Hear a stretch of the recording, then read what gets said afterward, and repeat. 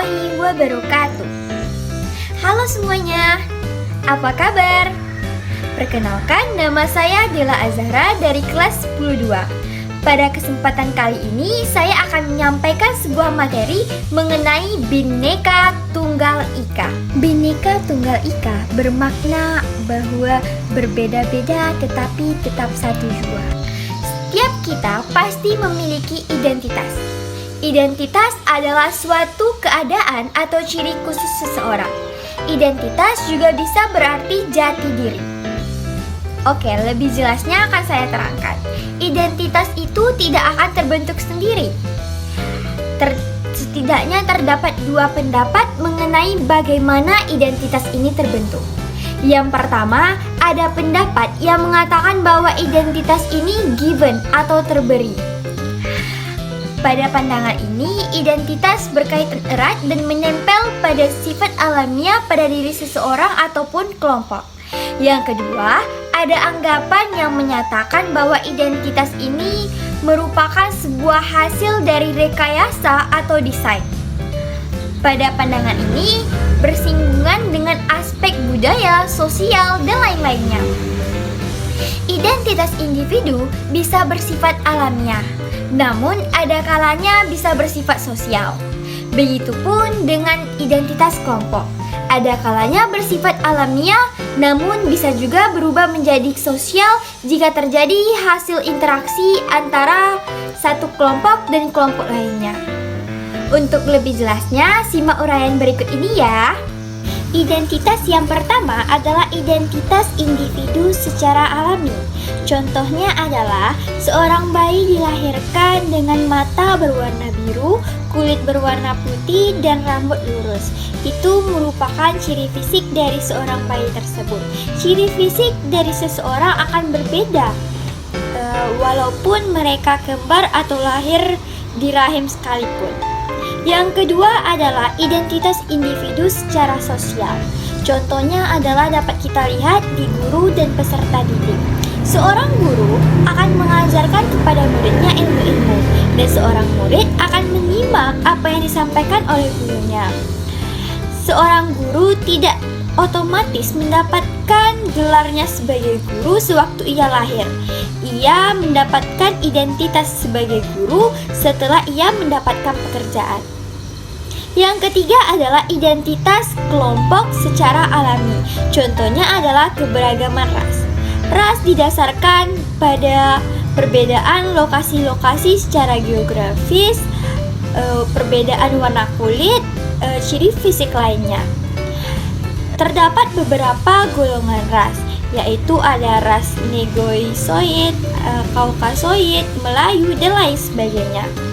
Yang keempat, ada identitas kelompok secara sosial. Nah, contohnya saja seperti organisasi sekolah.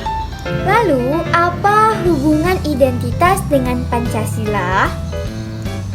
Negara Indonesia merupakan negara yang memiliki keberagaman. Keberagaman adalah identitas kita. Jadi, Pancasila merupakan identitas negara kita. Semua keberagaman yang ada di negara kita disatukan melalui Pancasila. Pancasila sendiri muncul dari tradisi masyarakat Indonesia yang sudah ada sejak zaman dahulu.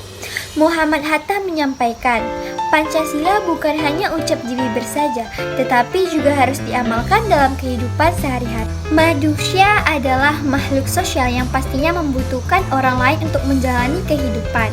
Manusia pasti membutuhkan interaksi pada setiap kegiatannya. Tahukah kalian apa itu interaksi? Nah, jadi interaksi itu adalah hubungan timbal balik antara individu dengan kelompok, dan kelompok dengan kelompok. Interaksi tersebut menimbulkan sikap saling mengenal satu sama lain. Cara lain untuk saling mengenal satu sama lain adalah sosialisasi. Sosialisasi adalah penyebaran atau pemahaman nilai, adat, sudut pandang, atau pemahaman dari satu generasi ke generasi lainnya. Maka tidak heran jika Indonesia ini memiliki beragam suku bangsa, adat istiadat, budaya, bahasa, dan sebagainya. Hebatnya bangsa Indonesia ini, meskipun memiliki keberagaman namun tetap satu menjadi bangsa yang kuat. Nah, setelah itu akan disebut dengan identitas primordial. Identitas primordial adalah identitas suatu kelompok yang muncul karena adanya sifat atau kesamaan. Melalui semangat Bhinneka Tunggal Ika sebagai semboyan bangsa kita menjadi sama, kita menjadi satu, menjadi bangsa Indonesia. Maka muncullah identitas lain yang disebut dengan identitas nasional. Nah, identitas nasional ini tidak akan bisa terbentuk jika tidak adanya sikap saling menghargai di antara kita. Jadi, kita diharapkan untuk saling menghargai dan menghormati satu sama lain. Jangan merendahkan orang yang berbeda dengan kita ya.